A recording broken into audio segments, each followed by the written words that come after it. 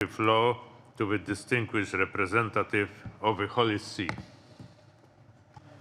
Mr. Chairman, at the outset, allow me to extend the best wishes, support and prayers of His Holiness Pope Francis to this 29th meeting of the Ministerial Council and the entire OSCE family.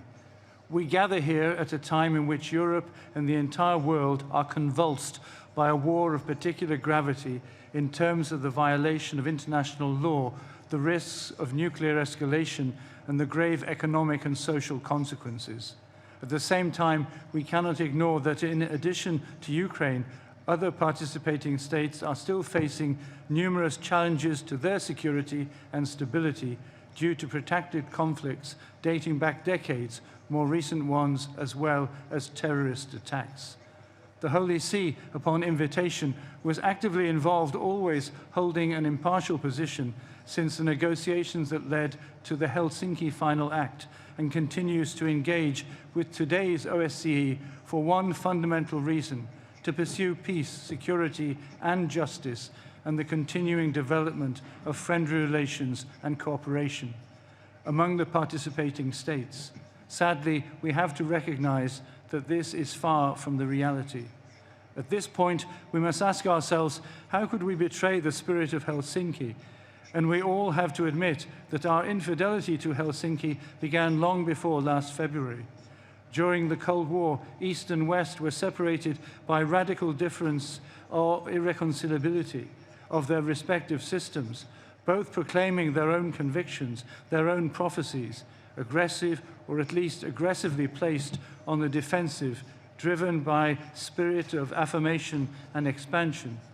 Despite all this, our predecessors in Helsinki gathered around one table and managed to discuss issues of common interest, accepting and honoring commitments to serve the common good. The longer the international community delays in responding to its overall responsibilities, the more credibility it will lose. However, the condemnation of crimes and denunciation of violations of human rights and international law, as necessary as they are, can only be the first step. As an organization committed to cooperation and security, we should always take a step further, aiming to re-establishing peace. Pope Francis always insists that all the wars, all the strife, all the unsolved problems over which we clash are due to a lack of dialogue. When there is a problem, talk. This makes peace. Dialogue demands sacrifice from everyone. But even if dialogue seems less glorious than fighting on the battlefield, its results are far more beneficial to every single party concerned, because dialogue generates solutions that are not imposed by force, but consensual, just, and stable.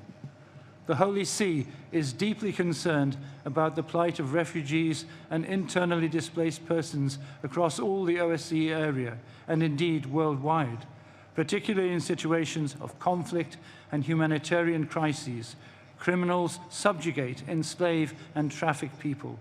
Both women and men may be subjected to this heinous crime. However, it is clear that most of the victims are women and girls.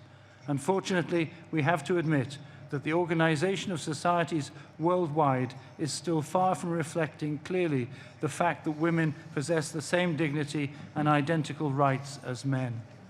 Intolerance and discrimination motivated by anti-Semitism and bias against Muslims, Christians, and members of other religions are on the rise.